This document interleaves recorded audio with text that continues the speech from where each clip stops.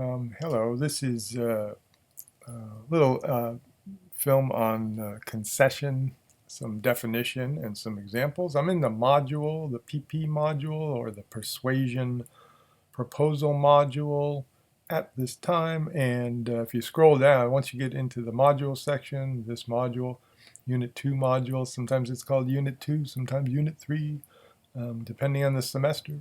It's not 2016 anymore. Um, um, so I'm scrolling down to concession refutation, and I'm looking at this general, especially start with this general. This would be a good place to start. A little definition, some examples in this document. So acknowledgement of opposing views, that's what concession is, to concede to the opposition. Persuasive arguments often include acknowledgement of your opposition's position. Strangely enough, you can acknowledge the complexity of the issue rather than only one side or argue one side. You want to at least acknowledge that there's an opposing view. That makes your argument stronger because it makes you look like you have control of the issue, whatever you're arguing. And sometimes you can even refute it.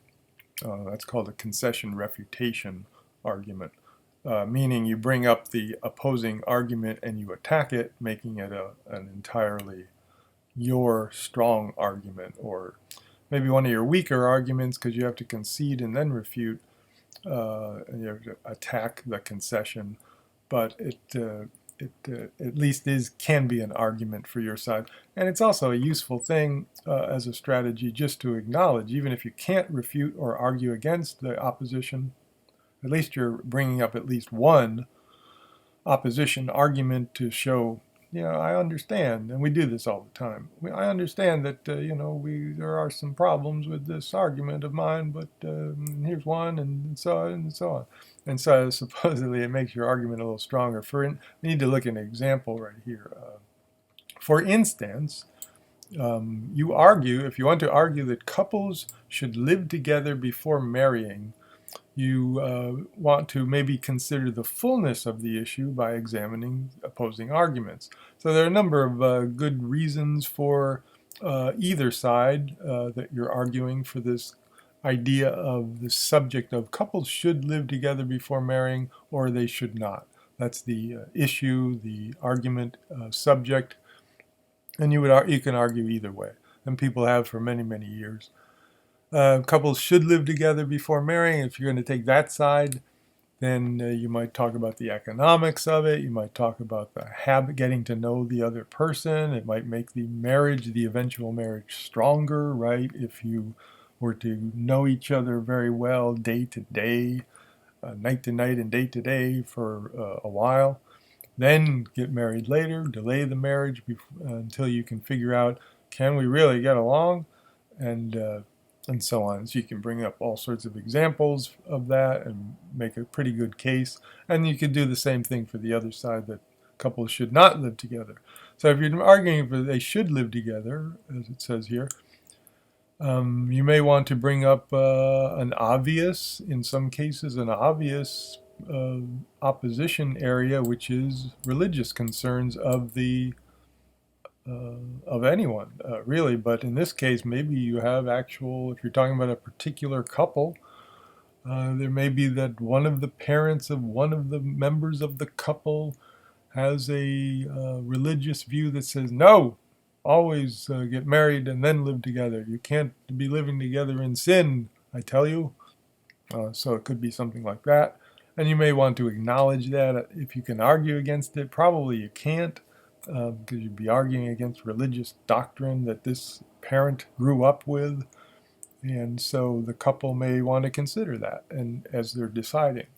So that's one example of a concession for this argument that you're arguing. And you have strong arguments for your side. You bring up, you at least acknowledge that I understand that there are people who are against this. And so it makes you look a little bit more in control of the entire issue. Here's another example down here. For instance, if you are arguing that the neighborhood you are living in is beautiful, my neighborhood is the beautifulest neighborhood in the whole city, If you want to argue that, you might, well, before we get to the concession, you could argue, well, look at the upkeep of the neighborhood and look at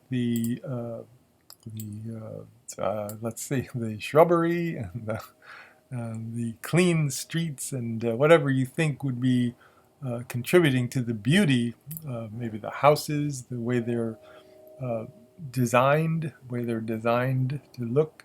Maybe the space between them adds a kind of beauty to the neighborhood. The green, the extra green because the houses aren't placed too close together. Could be all sorts of beautiful um, uh, qualities of the neighborhood.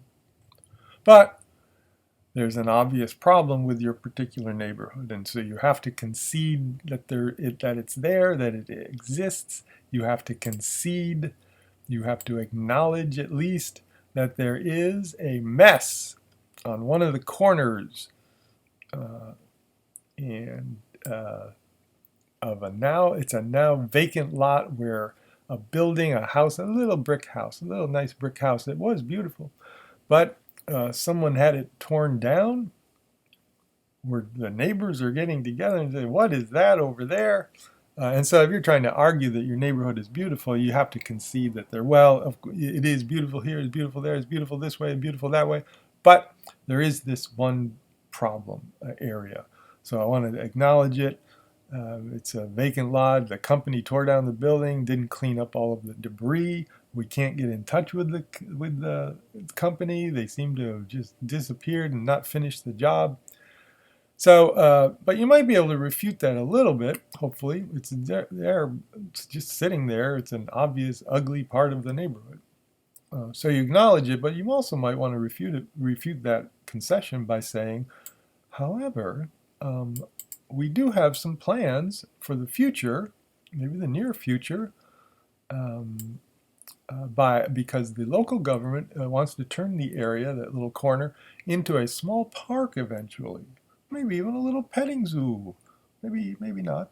But then try to make that beautiful. They're going to spend some money, try to get in touch with the company, try to get the company to pay. And so we've got the local government together, and we're working on it.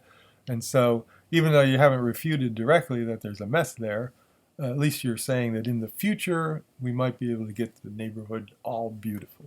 And so that's that. There's an example or two there. A little refutation.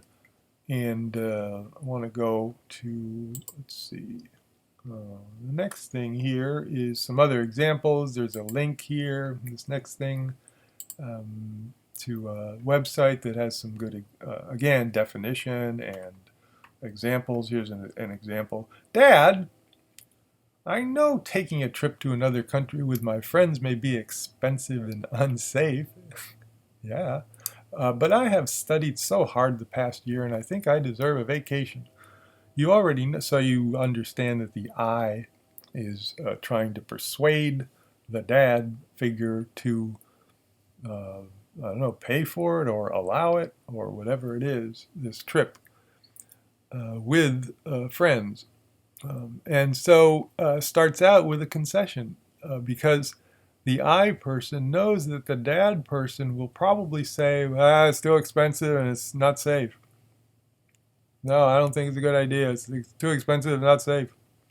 So the I person knows that. So the I person said, I'm going to mention it first. So that undercuts that opposition argument a little bit. My acknowledging it. I already know that. You don't have to tell me that.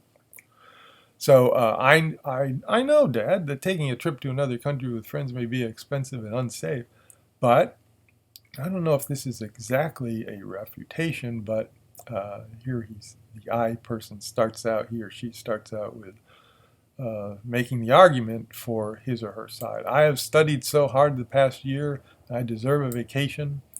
There's one argument, might be useful, might be persuasive.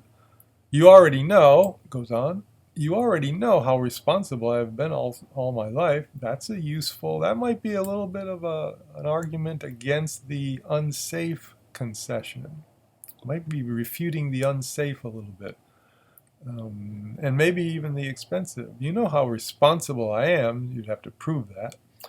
The I would have to prove that. I'm very responsible with money, and I'm very responsible with safety, I guess is the idea. That could be a refutation. Could be just a strong argument. Could be just acknowledging, yeah, it's expensive and unsafe. I know, but we'll try to work on that. And then meanwhile, I'm responsible. I've studied hard, so I deserve it, and so on. I don't think there will be any problem. That's a little vague. That's a little weakness there. You might want to continue to acknowledge, yes, there could be a problem, but go into much more detail. Obviously, this needs a lot more detail in all of the parts to it. Let's go back. Let's see. How do we go back? Let's see here. That won't work. Maybe I can go. No, I can't. Oh, I see. There it is. So I'll look at one more thing maybe here. One more piece of useful resource in the module for Unit 2 Persuasion Unit, or Unit 3 possibly. Here's an example of an actual topic I've used in the past, which is to persuade someone that you are suitable for a particular career. And so this has a little bit of a concession, example of a concession. You'll see it in here. Here's an outline basically of this essay that this person is writing. This person has decided, I want a career, in the future I'm going to be in a career in engineering. You would want to specify, I'm saying here, what kind of engineering career, because what kind of engineering are you talking about? So in a university, for instance, that offers an engineering degree, there might be a bunch of departments. Could be 5 or 10 departments with different kinds of engineering, such as civil engineering and bioengineering and chemical engineering and so on. And civil engineering has to do with roads, bridges, and so on, and other things. Architectural, I don't know if architectural engineering makes sense. It's probably just architecture. There are different kinds of engineering. You can look it up. Anyway, so I want to have that specified right there in the introduction and the thesis. And so this is an answer to the topic, basically. I am well suited for a career in whatever kind of engineering. Petroleum engineering, popular in the Louisiana area, Texas area. And so for the first body paragraph, so this isn't about the career, and it's not about the career of engineering so much as it is, I am well suited now. I haven't even studied much in my college preparation and my major in this, but what I am right now kind of indicates that I'm headed toward that in a very good way. For instance, body paragraph 1. For this kind of job, I will need to be creative, okay? Because of all of the difficult problem solving, and my creativity is well known by people I've met, and so you would have to show evidence of creativity. And so that might be a very strong argument, and connects with I'm creative, I'll continue to be creative, I've been creative, I can give you evidence of my creativity, and that's going to be a useful quality trait in me for this job in the future, for this career job in the future. Body paragraph 2, my background experience might be a useful idea in support of this thesis. My background experience will help to prepare me for this field. Not talking about educational so much, but just experience outside of educational. Examples of working with, for instance, when I was a kid, I loved to build little models of things. I would build models of buildings. I would build models of all sorts of construct things here and then. I'm not talking about building blocks. I'm talking about kits that you buy and you put things together, and sometimes you glue them together and all sorts of stuff. And so to give some examples, that's some evidence of an interest in this area from a long time ago. It shows something about ability maybe, but certainly interest.